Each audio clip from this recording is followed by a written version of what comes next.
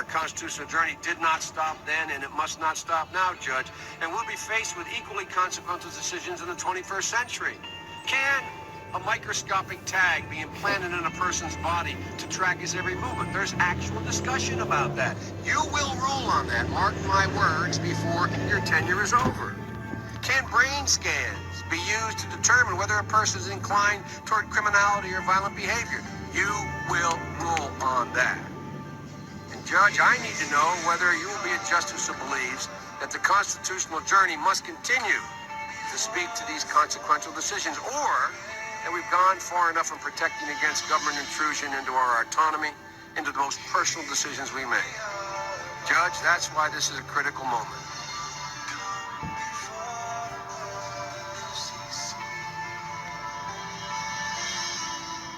We're going to go right back to Jan Crawford. She's had an opportunity to read more of the opinion. And Jan, what do you see? Scott, we are processing what is in fact this complicated decision, but it appears the Chief Justice has joined with 4 of the court's liberals to uphold the mandate. Jan, thank you very much. Headline of the hour. This is the most important thing that has happened so far. The Supreme Court has upheld the individual mandate, essentially affirming that President Obama's health care law is indeed constitutional. And the Congress did not exceed its authority when it essentially ordered every American to buy health insurance.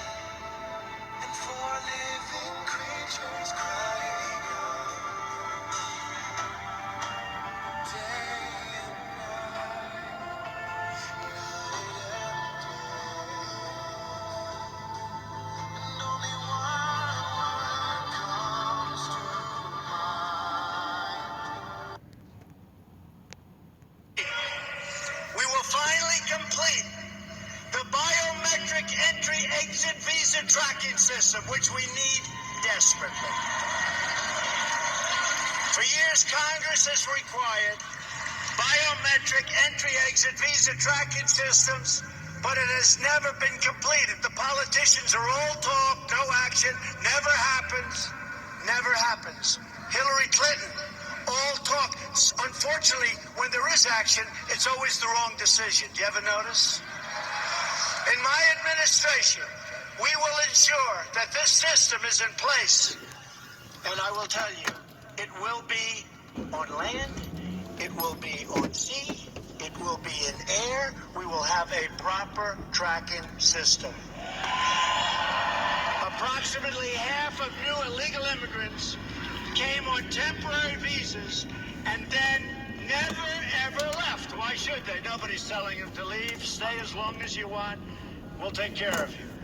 Beyond violating our laws, visa overstays pose, and they really are a big problem, pose a substantial threat to national security. The 9/11 Commission said that this tracking system should be a high priority and would have assisted law enforcement and intelligence officials in August and September 2001 in conducting a search for 2 of the 9/11 hijackers that were in the United States on expired visas. And you know what that would have meant. What that could have meant. Wouldn't that have been wonderful, right? What that could have meant. Last year alone, nearly 500,000 individuals overstayed their temporary visas. Removing visa overstays will be a top priority of my administration.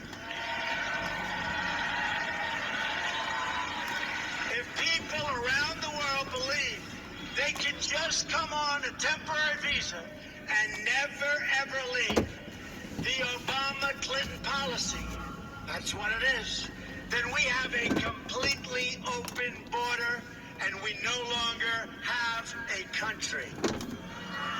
We must send a message. Shalom. First thing and foremost, I want to give all praises and glory, honor that's due to Yahweh, Ba'ashim Yahweh Shai, Ba'ashim Rakakwadash. Double honors unto the elders, the apostles of Great Millstone, blessings and salutations to the hopeful elect. This is going to be titled, Biden win, you lose. Trump win, you lose.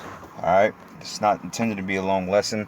I got a few precepts in mind, straight to the point, but the way it's looking, when you do some spiritual searching on this topic, about this particular presidential race, it went from election day to election week. which is a big. It's just all over the place, man. This is ridiculous.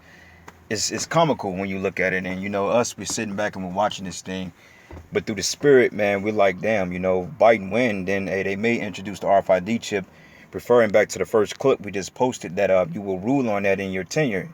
Now, Jake's gotta ask yourself something. Is this the men who you want ruling over you? Because you seem to forget one thing. You seem to forget that these very same men that you're going down to the polls to vote for, these are the same men that basically condoned your slavery, lynching, hanging. And these are the same men that's going to bring you back into the old days of slavery based on your ignorance and your sheer folly. This thing is a joke. The fact that Nevada is pretty much on the pinnacle of determining the election right now. I believe Trump is at 217, Biden's at 264. I need 270 electoral votes, which it looks like Biden may win, And honestly, I think through the spirit, he may be the candidate to actually pull this off, because this man is a complete demon. All right? He's going to get you RFID chip. He's going to close down the country. He's going to bring in draconian methods. And basically him and Trump, they're going to follow the same paradigm, just in a different roundabout. But they're going to end up at the same conclusion. RFID chip and the detainment of you Israelites. Okay? Trump, on the other hand, this man is a hothead. He's going to lead you head first to World War III. And as you're hearing him talking about this tracking system that's going to be put in place for so-called legal immigrants, which he's referring to you Israelites, this is pretty much what got him the hump over the presidential election against Hillary Clinton, this Trump-Pence campaign. Because most of these Edomites in America, none of them really, they don't want you Northern Kingdom or you Mexicans or Puerto Ricans. They don't want you in this country.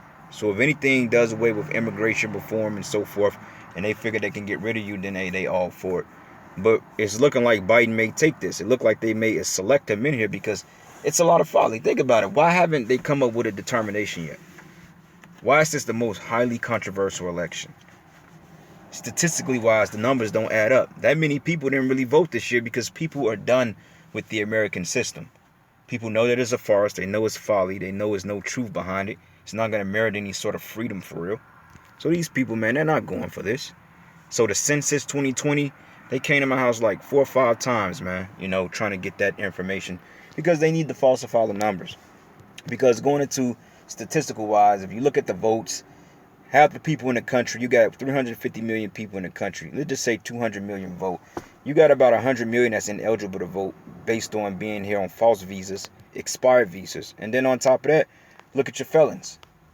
Now, I'm not knowing they gave felons back the right to vote, but it was a point in time, if you call a felony, you couldn't vote. Your right to vote was done away with, which technically your vote don't mean anything because this is a monarchy. So either way it go, you tribes, man. Biden win, you lose. Trump win, you lose. This same bird, 2 different feathers on the same bird, man. At the end of the day, they both got what in common? They both flap and they both causes the bird to fly. All right? And I'm going to just leave it at that. So I got a precept real quick. This is the book of Job 15 and 36, 35. It says here, they conceive mischief and bring forth vanity, and they belly prepare deceit. So you Jakes, man, you're out there losing your mind. You're biting your hangnails for a solution, hoping that Biden is going to give you the victory. But Biden is not going to get you the victory. All right? Because if Biden gets in office, he's going to basically show his horns. He's going to show you how much of a devil he really is and how much he feel about you so-called people of color. All right? He don't like you. And just going back off the first clip, when he was telling the people that they were ruled on an RFID chip in their tenure, you can see the evil spirit in this man's eyes. You can see his pompous attitude. You can see his hatred. And he's screaming that he's a devil.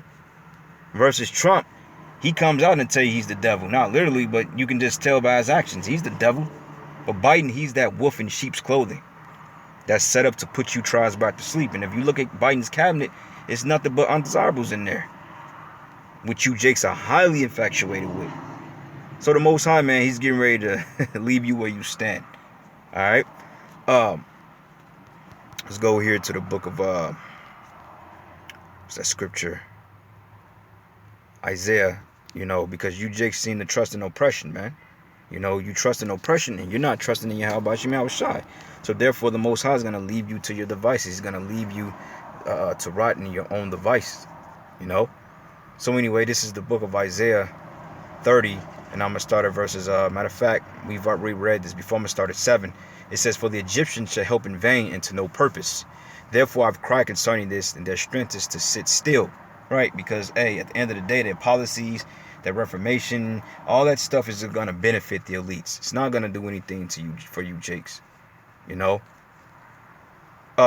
Matter of fact, verses 5, it says, and they were all ashamed of a people that cannot profit them, nor be a help, nor a profit, but a shame and also a reproach. So you tribes, man, you're going to be a reproach into this nation, into this government. All right? Because Yahweh Bashim Yahushai, they told you to come out of her, my people. But what do? You assist on being hell-bent for this system. You know? Psalms 44, and I'm going to start at verses 22. It says, yea, for thy sake we are killed all day long. We are counted as sheep for the slaughter. All right?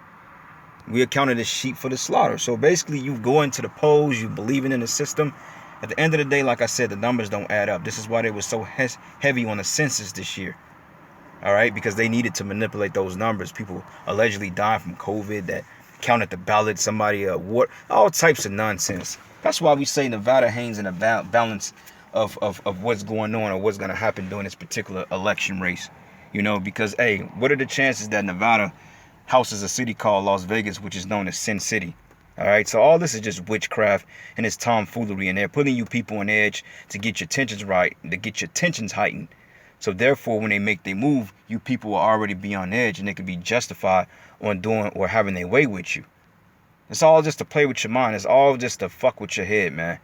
All right, and to put you on edge and put you into a decapitated state of mind, into a hopeless state of mind, to really believing in this system. Okay, and it says, awake, why sleepest thou, O Lord? Arise and cast us not off forever. Wherefore hidest thou thy face and forgettest our affliction and our oppression? For our soul is bowed down to the dust, and our belly cleaving into the earth.